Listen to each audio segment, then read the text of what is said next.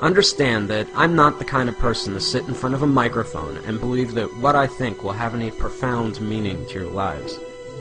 But you see, although what I have to say may upset a few of you, a few months ago I had one of those life-changing moments that forced me to realize that I've made a lot of stupid mistakes in my life. And you know what they say, make films about what you know. The problem was, why should the thousands of you now watching this believe me when I say that video games were to blame? Understand that I've played video games my entire life, starting with Atari and Nintendo, right up till just a few months ago. Over the years, I could only calculate that I've lost thousands of dollars and tens of thousands of hours of my life to them. But when I considered their effect on my life, I had to face the fact that years of gaming had not made me smarter, and button mashing had not improved my reflexes. I was not a kung fu master, I couldn't properly swing a sword, and in a zombie apocalypse, I probably wouldn't last 5 minutes. We often forget that video games are entertainment. That means beyond making you feel good, they have no lasting value. Regardless of how important it may feel to you, there is no place on a resume for Xbox achievements. The real pain behind my years of video game addiction was that I never realized their true costs. Sure, it was just a few hours here or there, but over 3 decades, I'm not just sickened now by the amount of my life I've spent, but more so by all the important stuff that I willingly pushed aside to make time for games. For the sake of entertainment, I was willing to give up sleep, health, and ambition. For what? We fool ourselves into thinking that virtual achievements and virtual friends are adequate substitutes for real-life ones. To be blunt, video gamers seem to be fine giving up their real lives for simulated ones, full of depression and loneliness. I know the true cost of gaming are all those lost years that I could have spent with friends, creating art, or being a better husband. 3 months ago, I had to face the facts that I was alone, overweight, and divorced.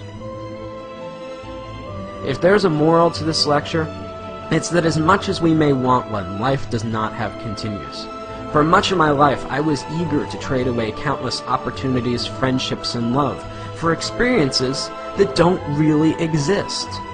I guess what I'm saying is, it took me a long time to figure all this out, and along the way, I missed out on a lot of life. At the risk of sounding like an after-school special, don't allow something as stupid as video games consume the best years of your life at the expense of all the greatness you could achieve. Consider this my promise. That's a mistake I don't plan to make again.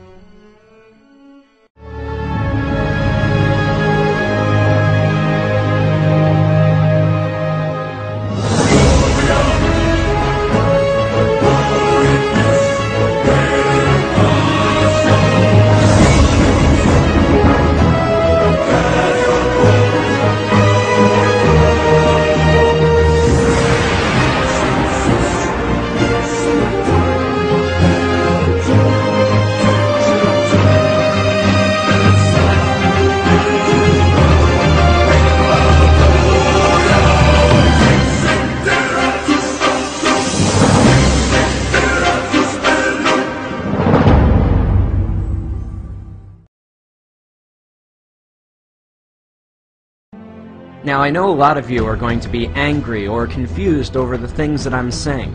Call me whatever names you like, pretentious or not.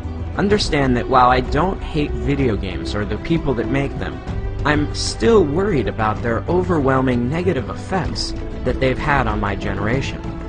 But halfway through animating this film, I came across a documentary about the Penny Arcade convention, and that's when it hit me. Healthy gamers do not dwell away on the games, but instead embrace the community. While there may not be value in the games themselves, anything that brings people together and builds communities that embrace who you really are can't be half bad. As I scan through the images of very different people, all united by a common interest, it gives me hope that something good may still come out of all this. We are the first generation forced to find a balance between letting technology improve our lives or risk allowing it to dominate us. In reality, does Warcraft or Facebook improve your social life, or are you sitting at home alone? Either way, the only thing I know is that I'll never find out sitting alone in front of my TV, and neither will you. Whatever you choose, remember, in this game, you only get one life.